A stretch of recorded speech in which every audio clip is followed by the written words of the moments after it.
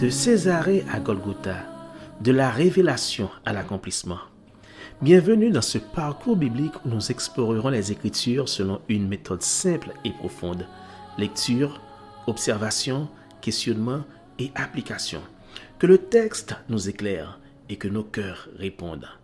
Salut à tous, nous sommes heureux d'être avec vous pour notre 28e épisode.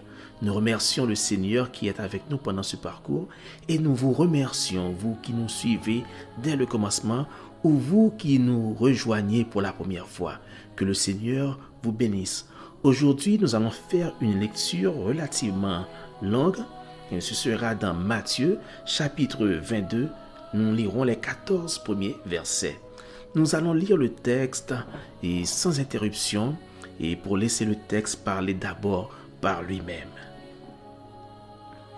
Jésus, prenant la parole, leur parla de nouveau en parabole et il dit : Le royaume des cieux est semblable à un roi qui fit des noces pour son fils. Il envoya ses serviteurs appeler ceux qui étaient invités aux noces, mais ils ne voulurent pas venir. Il envoya encore d'autres serviteurs en disant : Dites aux conviés, voici, j'ai préparé mon festin. Mes bœufs et mes bêtes grasses sont tués. Tout est prêt. Venez aux noces. Mais sans s'inquiéter de l'invitation, ils s'en allèrent, celui-ci à son champ, celui-là à son trafic, et les autres se saisirent des serviteurs, les outragèrent et les tuèrent. Le roi fut irrité. Il envoya ses troupes, fit périr ses meurtriers et brûla leur ville. Alors il dit à ses serviteurs : Les noces sont prêtes, mais les conviés n'en étaient pas dignes. Allez donc dans les carrefours et appelez aux noces tous ceux que vous trouverez. Ses serviteurs allèrent dans les chemins, rassemblèrent tous ceux qu'ils trouvèrent, méchants et bons, et la salle des noces fut pleine de convives. Le roi entra pour voir ceux qui étaient à table, et il aperçut là un homme qui n'avait pas revêtu un habit de noces. Il lui dit : Mon ami, comment es-tu entré ici sans avoir un habit de noces ? Cet homme eut la bouche fermée. Alors le roi dit au serviteur : Liez-lui les pieds et les mains, et jetez-le dans les ténèbres du dehors, où il y aura des pleurs et des grincements de dents, car il y a beaucoup d'appelés, mais peu d'élus. Amen.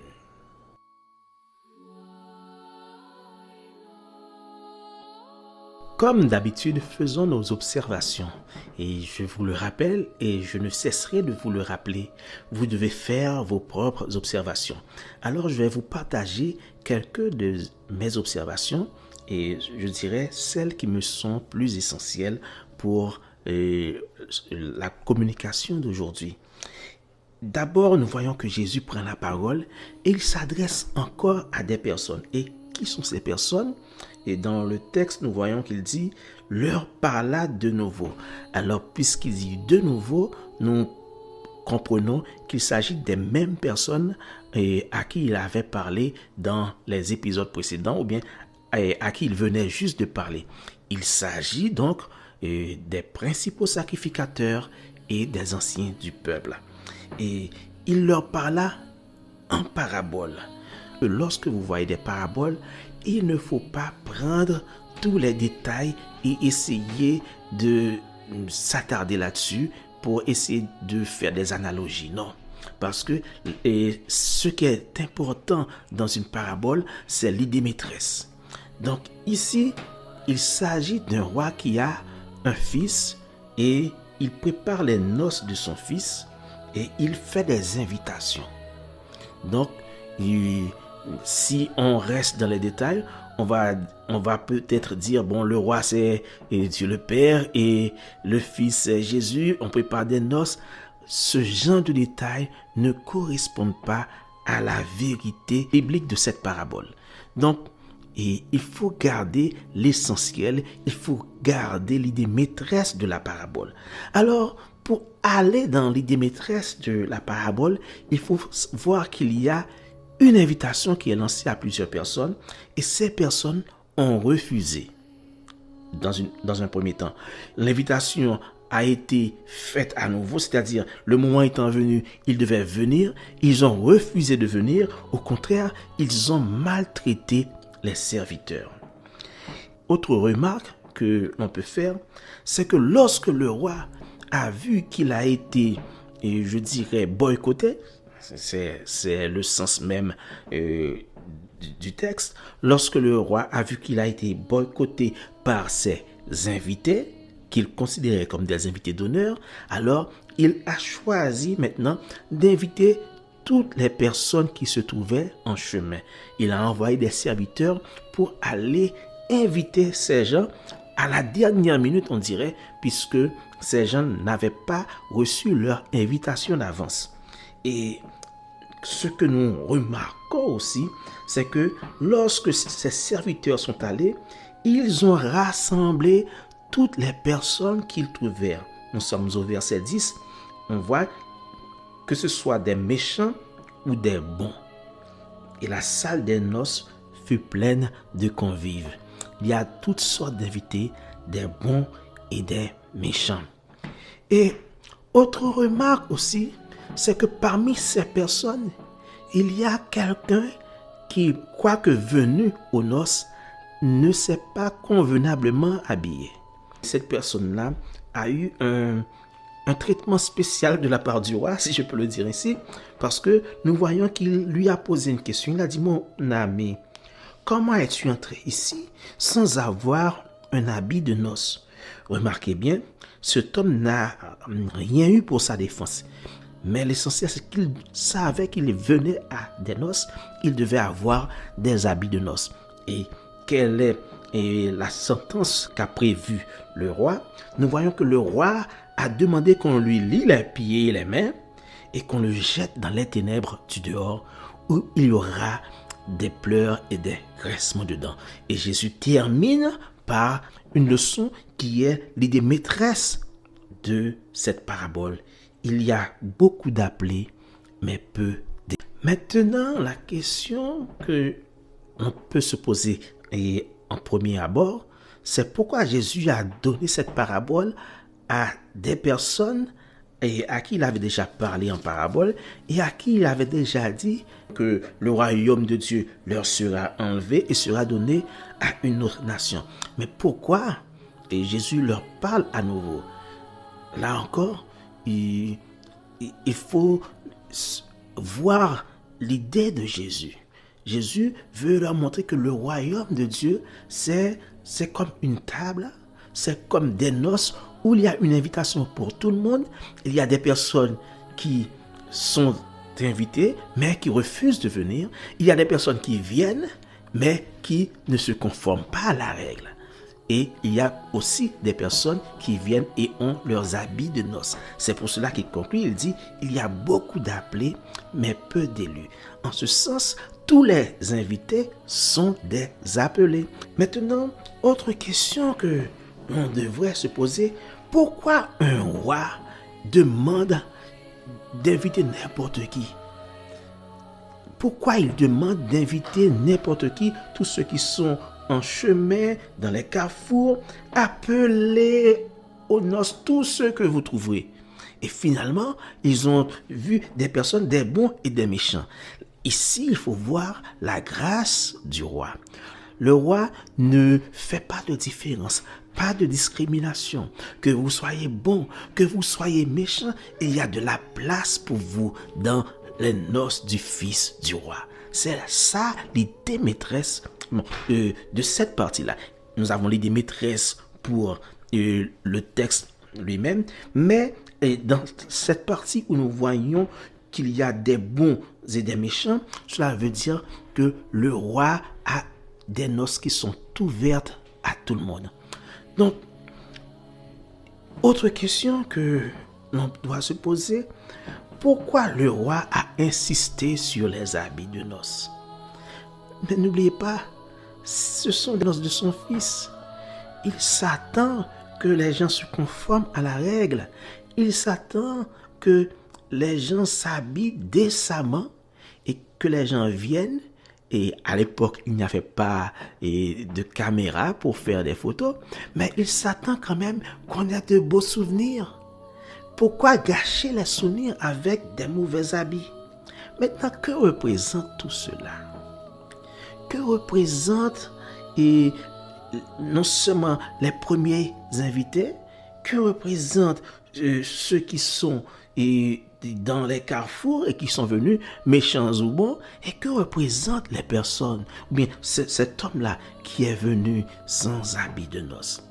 Frères et sœurs, les premiers invités, et puisque Jésus parle aux principaux sacrificateurs et aux anciens du peuple, nous comprenons qu'il parle du peuple Israël, qui a eu une invitation à servir Dieu, une invitation dans le royaume des cieux. C'est pour cela qu'il commence à dire, le royaume des cieux est semblable. Donc, c'est le peuple Israël qui refuse l'invitation faite par Dieu, parce que Dieu a envoyé son Fils, afin que quiconque croit en lui ne périsse point, mais qu'il ait la vie éternelle. Mais les Juifs, et surtout les anciens du peuple et les principaux sacrificateurs, ils ont rejeté Jésus. Ils n'ont pas seulement rejeté Jésus, ils ont aussi rejeté tous les prophètes qui sont venus avant. Ils ont rejeté Jean-Baptiste, celui qui était le plus proche de Jésus parmi les prophètes. Donc, en ce sens, tous les invités qui ont eu leur invitation à l'avance, ils ont refusé, et ce groupe-là représente le peuple Israël qui va renier Jésus, bien qui va rejeter Jésus. Et cela nous rappelle aussi ce passage où il est dit que la pierre qu'ont rejeté ceux qui bâtissaient est devenue la principale de l'angle. Ensuite, que représentent ces gens qui sont dans les carrefours? Des personnes qui n'étaient pas dans la première invitation, mais ils sont des invités de la dernière heure. Cela représente vous et moi, qui ne sommes pas juifs. Nous sommes des invités de la dernière heure. Parce que dans le plan de Dieu, il y avait le peuple Israël qui devait être un exemple pour l'humanité. Alors Israël n'était pas choisi pour servir Dieu et oublier les nations. Israël était choisi pour servir Dieu et pour aussi propager le message de Dieu à toutes les nations. Mais ils ont préféré garder d'abord le message pour eux-mêmes, et ils ont aussi refusé de recevoir le Messie. Par contre, nous sommes des invités de la dernière heure. Mais il y a quelque chose de spécial. Parce que être invité ne suffit pas.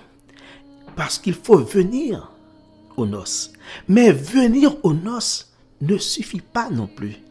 Il faut s'habiller correctement. Il faut revêtir des habits de noces. C'est-à-dire, il faut avoir une marque d'honneur. Il faut avoir une distinction. Il ne faut pas avoir les mêmes vêtements qu'on avait dans les carrefours, peut-être qu'ils sont pleins de poussière, mais il faut avoir des habits qui sont assez propres d'abord, et aussi des habits qui sont des habits de noces. Et c'est pour cela que le roi lui-même, qu'est-ce qu'il a fait?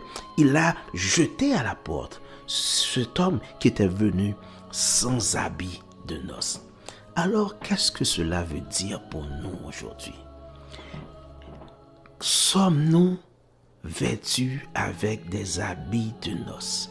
Quelle robe avez-vous sur vous? Est-ce la robe de l'arrogance ou la robe d'humilité? Est-ce une robe qui n'est pas pure? Est-ce une robe qui est pratiquement pleine de péchés? Est-ce que vous êtes revêtus de rancœur? Est-ce que vous êtes revêtus de méchanceté? Mais si vous venez aux noces, vous devez revêtir l'humilité, vous devez revêtir la paix, vous devez revêtir la sanctification. Et ce que Dieu veut pour nous, c'est que nous soyons sanctifiés. Ce que Dieu veut pour nous, c'est que nous ayons des robes propres pour ces noces. Donc, frères et sœurs, alors que nous sommes en route vers Golgotha, nous devons penser à nos habits spirituels. Comment êtes-vous habillés? Quels sont vos vêtements? Est-ce que vous vous êtes revêtus d'amour, de paix, de joie? Est-ce que vous vous êtes revêtus de tendresse envers les autres? Est-ce que vous vous êtes revêtus de zèle? Est-ce que vous avez les armes spirituelles? Frères et sœurs, vous et moi, nous ne pouvons pas rater cela. Nous devons revêtir des habits spirituels qui correspondent à la grandeur de ce roi que nous servons. Et Jésus a bien terminé, il a dit, car il y a beaucoup d'appelés. Peut-être que vous êtes appelés, mais vous n'êtes pas des élus. Pourquoi? Parce que vous refusez d'avoir, et je dirais, des habits de noces. C'est ce que nous devons comprendre dans ce passage. Il y a beaucoup d'appelés, mais peu d'élus. Frères et sœurs, ne vous dites pas en vous-même que vous allez à l'église et que vous entendez les messages. Peut-être que on a prié pour vous et peut-être aussi que vous faites toujours vos dévotions, mais vous devez vous examiner pour voir si vous êtes vraiment des élus. Les élus, on les reconnaît par leurs habits. Est-ce que vous vous êtes revêtus d'habits de noces? Si vous n'avez pas des habits de noces, c'est que vous n'êtes pas des élus. Donc, quel est votre revêtement? Qu'est-ce que vous mettez sur vous? Est-ce l'arrogance? Est-ce la méchanceté? Si tel est le cas, cela veut dire que vous n'êtes pas vraiment un élu. Vous devez vous examiner et prier Dieu pour dire à Dieu, je veux être un élu. Personnellement, vous pouvez dire, Seigneur, faites de moi quelqu'un semblable à Jésus, que je puisse revêtir les caractéristiques que Jésus avait. Parce que le chemin qui mène à Golgotha, il passe aussi par des habits nobles, par des habits spirituels nobles. Nous devons avoir des habits d'élus, parce que c'est ce que le Seigneur veut pour nous. Prions le Seigneur. Éternel, notre Dieu, notre roi, merci pour ta parole. Merci parce qu'aujourd'hui, tu nous appelles à vivre en tant qu'élus. Et nous ne pourrons pas être des élus véritables si nous n'avons pas des habits spirituels conformes à ta grâce. Oui, Seigneur, c'est par grâce que tu nous as appelés. C'est par grâce que tu nous as appelés alors que nous ne méritions rien de toi, Seigneur. Alors que nous étions comme ces personnes dans les carrefours, tu nous as invités, Seigneur. Et nous voulons aujourd'hui te servir. Nous t'invitons, Seigneur, à entrer dans nos cœurs, à nous purifier, Seigneur, afin que nous ayons des vêtements spirituels purs pour venir à toi, Seigneur. Sanctifie-nous par ta parole. Guide-nous, Seigneur. Rends-nous semblables à Jésus, ton Fils, afin que nous soyons vraiment à ton image. Nous t'en prions, Seigneur. Garde-nous par ton amour. Et nous t'adressons cette prière au nom de Jésus, qui vit et qui règne au siècle des siècles. Amen. Amen. Que le Seigneur vous bénisse. Nous souhaitons que cela a été un très bon moment pour vous. Nous vous invitons à partager cette vidéo avec les autres. Nous vous invitons aussi à vous abonner à la chaîne si ce n'est pas encore fait et continuons notre route vers Golgotha. Nous passons de Césarée à Golgotha et rappelez-vous cela aujourd'hui. Le chemin qui mène à Golgotha passe par des habits spirituels nobles. Que le Seigneur vous bénisse.